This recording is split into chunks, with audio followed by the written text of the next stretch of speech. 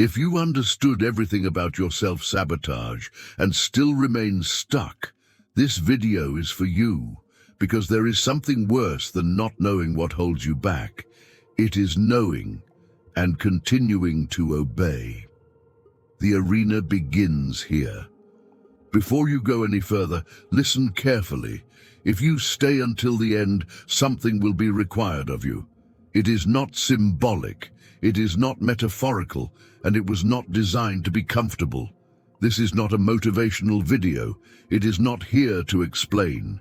It exists to test whether the awareness you claim to have has actually changed anything inside you. Nothing that happens here is accidental. This fire has been lit before, and you may recognize its traces from earlier content of the forge that has already opened. If you arrived here without passing through the forge, stay anyway. You will recognize yourself here. The myth showed us that self-sabotage is not the mistake you make, but the silent agreement you keep with yourself. And the arena is the place where that agreement begins to crack. You are not here because you failed. You are here because something in you can no longer tolerate functioning on autopilot. But be careful. There is a trap right at the beginning, and it catches precisely the most attentive ones. The trap of believing that the arena is about doing more, being stronger, being more disciplined. It is not. The arena is about not doing what you always do when discomfort appears. This is where the echoes of Tartarus become audible. They do not shout, they do not sabotage in obvious ways. They whisper reasonable phrases like, "You can look at this later. Now is not the right time. You've already evolved so much. There's no need to go that deep." These echoes do not want to destroy you. They want to keep everything exactly as it is, with the appearance of awareness. And that is why this video is built in layers. Each layer removes an illusion. Each part strips away a mask, until in the end, the arena will no longer accept passive observation. If you stay, you will know exactly what it expects from you. For now, understand this. You do not enter the arena to fight. You enter so you do not flee. And everything begins with the masks, those versions we use to face the external world. There is one that most people rarely see as a problem, the mask of the observing intellect. This is where the perfectionist lives, the cautious one. It is elegant, it is convincing, and it keeps more people trapped in the labyrinth than fear ever could. Has something already made you uncomfortable? Breathe. Stay. The arena has only just begun. This is the mask that is almost never questioned, because at first glance, it looks like virtue. It speaks clearly, it argues well, it understands quickly, it connects ideas, myths, concepts, psychological patterns, and precisely because of that, it goes unnoticed. Jung said that the ego is not who we are, but how we learn to defend ourselves from the world. The mask of the intellect is born early in people who had to understand before they could feel, think before they could react, analyze before they could expose themselves. Because at some point in life, being intelligent was not a choice, it was survival. You learned that feeling too much had a cost, that acting without foreseeing consequences was dangerous, that trusting impulse could lead to pain, rejection, or chaos. So the protective mind took command, and it did an excellent job. The problem is that it never stepped down when the danger passed. Today, that same intelligence that once protected you has become the primary mechanism of self-sabotage, not because it is wrong, but because it does not know when to stop. The mask of the intellect does not say, "Don't go." It says, "Let's understand this better first." It does not block, it delays. And delay, when repeated, becomes a lifestyle. You analyze the situation, then you analyze it again. Then you notice more nuances, then you see contradictions, then you find complexity where there was once only a simple step. Everything sounds responsible, mature, rational, but the body does not move, and the labyrinth gives thanks. Here is the central point that almost no one perceives. Intellectual self-sabotage does not look like sabotage. It looks like elevated consciousness. And that is precisely why it is so dangerous. Because while fear paralyzes and exposes itself, the intellect builds a sophisticated narrative for inertia. And the echoes of Tartarus know this. They do not appear as a direct attack. They appear as elegant thoughts. You already know this. It's not that simple. Acting now would be impulsive. It's better to mature a bit more. These echoes are not external. They reverberate from old shadows, shadows that Jung called unintegrated contents. Parts of you that learned that acting carried an emotional cost that was too high, so the mind learned how to win without fighting, simply by never entering the arena of life. Daedalus represents exactly this. Not childish error, but genius folding in on itself. He builds the labyrinth with such perfection. Every corridor has logic, every turn has a reason, every wall has a justification. Nothing there is random, and precisely because of that, no one leaves alone. The architect becomes a prisoner of his own intelligence. And here is the uncomfortable mirror. You are not stuck because you do not know enough. You are stuck because you know too much and live from that knowing. Knowing became identity. Understanding became safe territory. Observing became a substitute for living. And notice how this shows up in everyday life. You understand why you procrastinate. You understand your wounds. You understand your family pattern. You understand your trauma. You even understand your self-sabotage. But concrete life, the kind that demands exposure, error, and loss, remains suspended, not because of ignorance, but because of excessive-lucidity without surrender. This is where your arena begins, not asking you to think less, but demanding that you stop using thought as a shield.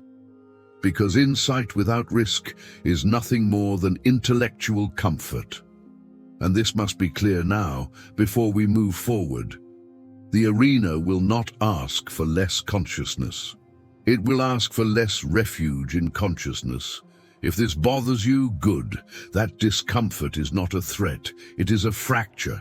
It is the moment when the mask begins to crack, and there are still other masks, some more silent, others more socially praised, all equally effective at keeping the labyrinth running. Now, we will meet another one, just as accepted, the mask that disguises itself as maturity, responsibility, and strength.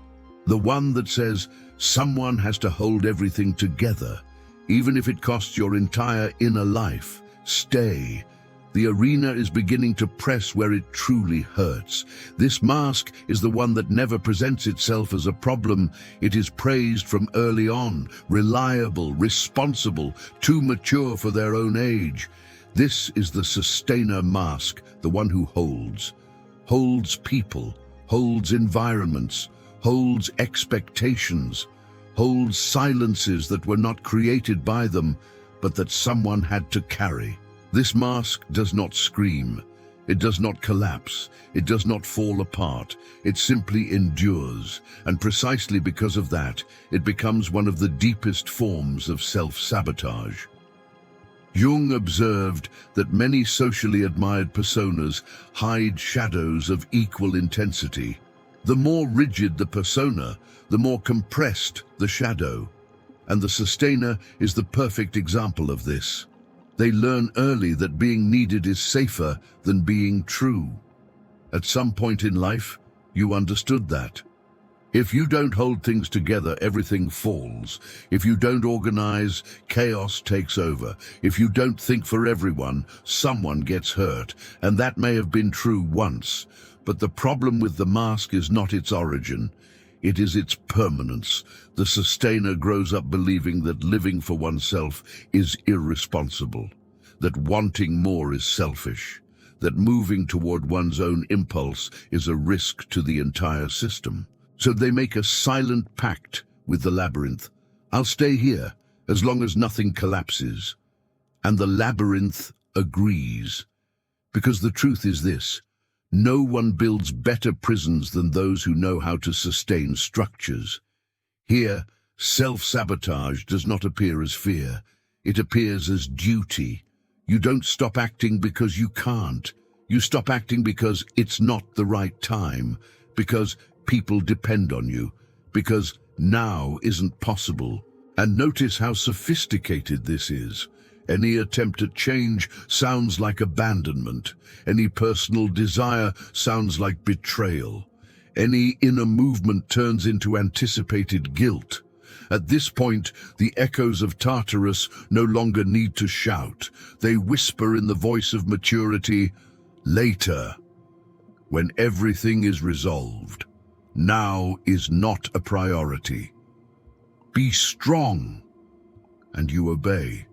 Not out of weakness, but out of loyalty to a role that kept you standing when everything else could have fallen apart. But here is the truth that almost no one has the courage to say: being the pillar is not the same as being alive. The sustainer becomes so functional that they disappear. They are seen, respected, consulted, but rarely touched. Because to touch would require someone to notice the cost. And the cost is always the same. Inner life is postponed. Impulse is delayed. Spontaneity becomes a memory. Desire turns into theory. Externally, everything works. Internally, something rots in silence. This is the stage where self-sabotage no longer looks like sabotage at all. It looks like character. And this is the most dangerous point of the labyrinth. Because leaving this place does not require explosive courage. It requires something far more difficult, allowing something to be poorly sustained, allowing someone to be frustrated, allowing the system to not be perfectly balanced, allowing yourself to not be indispensable all the time. And that is more frightening than failing. Because the sustainer built their entire identity around being necessary. If they let go, who are they? In the myth, the labyrinth does not exist only to imprison the monster.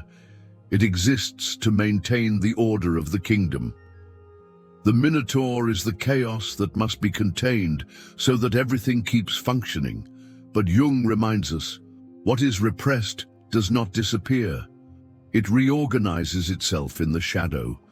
The shadow of the sustainer is chronic exhaustion. It is irritation with no clear cause. It is the sudden desire to vanish. It is resentment disguised as tiredness. Not because you are ungrateful, but because something in you wants to live and was placed on indefinite hold. Here, the arena begins to grow more serious. Because we are not talking about grand decisions. We are talking about micro-internal desertions. Every time you feel the urge to say something and swallow it. Every time you know what you want and postpone it. Every time you stay silent to preserve harmony. None of this seems big, but repeated, it builds walls. And the labyrinth does not need to be dramatic. It only needs to be comfortable enough to never be questioned. If you're recognizing yourself here, don't leave now. Not because there's a miraculous solution ahead, but because there is still another mask.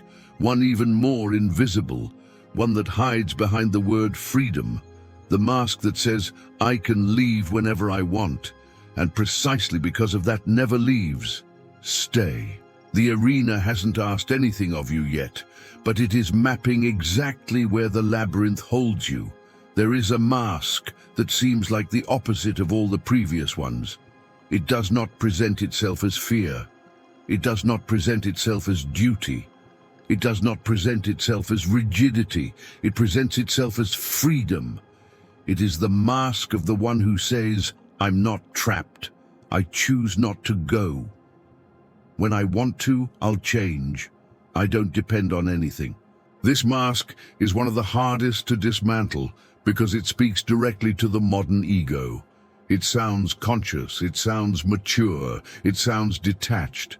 But deep down, it sustains one of the most elegant forms of self-sabotage. Jung warned that the ego loves to disguise itself as expanded consciousness. When the shadow begins to threaten the structure, the ego does not respond with crude denial. It responds with sophistication, and the mask of the free is born exactly there. It appears when you perceive the labyrinth but refuse to walk through the exit. You already understand your patterns. You already recognize your mechanisms. You can already explain your blocks. And this creates a deceptive sense of inner movement. You think, you reflect, you analyze, you name, but you don't leave, because now the labyrinth has changed its function. Before, it protected you from the world. Now it protects you from commitment. The central phrase of this mask is simple and powerful. I can leave whenever I want, and that is exactly why you don't leave. As long as the exit remains a theoretical possibility, you don't have to deal with loss. You don't have to face the real impact of a choice.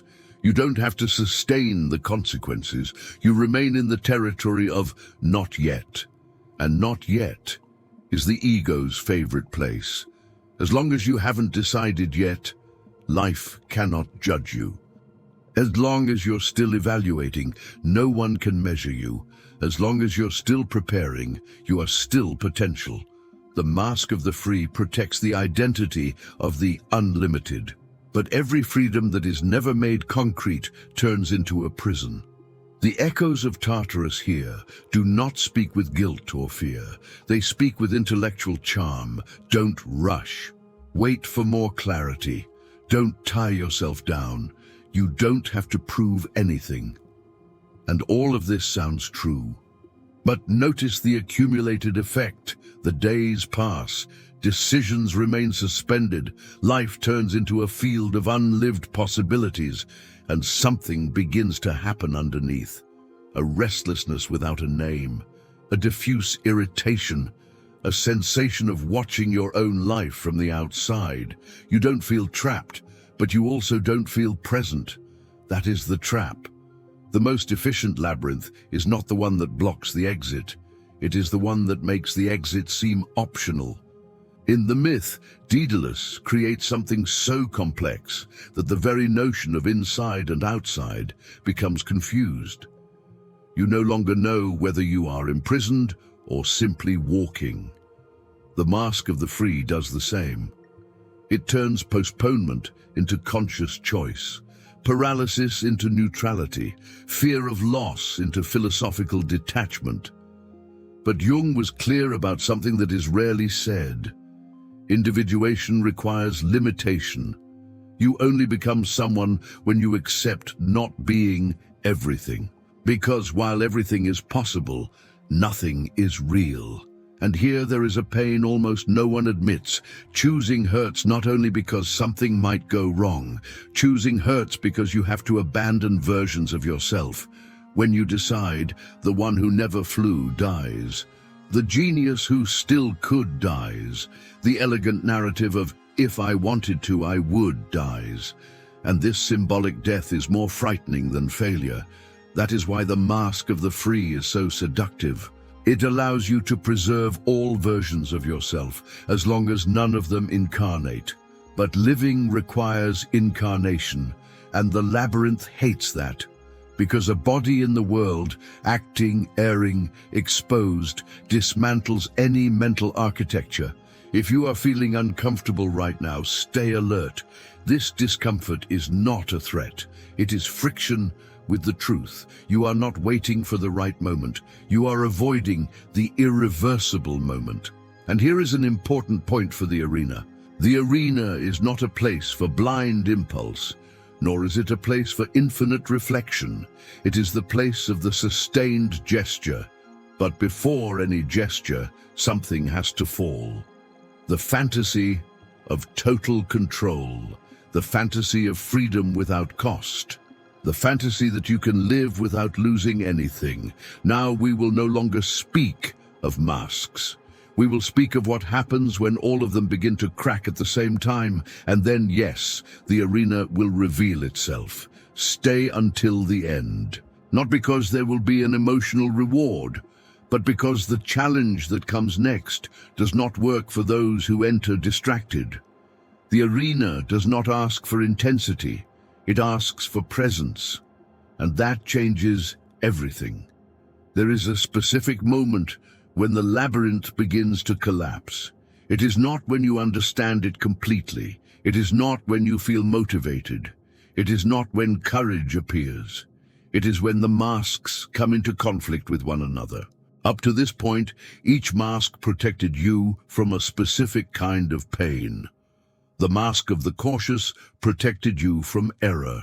The mask of the perfectionist protected you from imperfection. The mask of the sustainer protected you from desire. The mask of the free protected you from commitment. Separately, they seem coherent. Together, they short-circuit, because there comes a point when you can no longer sustain all of them at the same time. You tell yourself you are free, but you feel trapped. You tell yourself you are responsible, but you feel drained. You tell yourself you are prepared, but never ready. You tell yourself you are conscious, yet you remain still. And that is when something breaks. Not dramatically, silently. In that moment, one phrase stops working. One justification loses its force. One postponement sounds hollow. The echoes of Tartarus keep speaking. But now something in you no longer obeys automatically. Later, not now. Just a little more. These phrases still arise, but they no longer convince. This is where the arena truly begins. The arena does not begin when you act. It begins when you stop fleeing internally. Jung said that the unintegrated shadow does not disappear. It takes control. And that is why the arena is not about eliminating fear. It is about acting without negotiating with it. What keeps the labyrinth standing is not fear itself. It is the constant negotiation with it. Just one more adjustment, just one more certainty, just one more sign. The arena cuts this conversation, not with violence but with operational clarity, and now full attention, because what comes next is not symbolic, it is practical. But not in a shallow sense. This challenge is not meant to transform you. It is not meant to motivate you. It is not meant to optimize you. It exists to expose self-sabotage in real time. For 7 days, you will operate under a single rule. No decision can be postponed without clearly naming the mask that is speaking. No facing everything at once. No changing your entire life. No grand promises. The arena works with small, repeated, conscious confrontation. Whenever postponement arises, a task avoided, a conversation delayed, a simple step you keep pushing, you pause for a few seconds and name internally, "This is the cautious trying to protect me from error. This is the perfectionist demanding an impossible version. This is the responsible nullifying a legitimate desire. This is the free pretending that choosing has no cost." You do not argue with the mask. You do not fight it. You do not try to defeat it. You simply say internally and firmly, "I see you." And then you take the smallest possible action, imperfect and concrete, in the opposite direction of postponement. It can be something as simple as sending the message without over-polishing it, starting the task for 5 minutes, taking a clear stance, even if incomplete, ending the analysis and choosing. This may seem small to you, but believe me, it is not. Because the labyrinth does not fall through great heroic acts. It falls when you stop feeding it in micro moments. Every time you act without waiting for internal agreement, one wall loses its support. And here is the point almost no one teaches. Clarity comes after action, not before. Waiting for clarity in order to act is just another refined form of self-sabotage.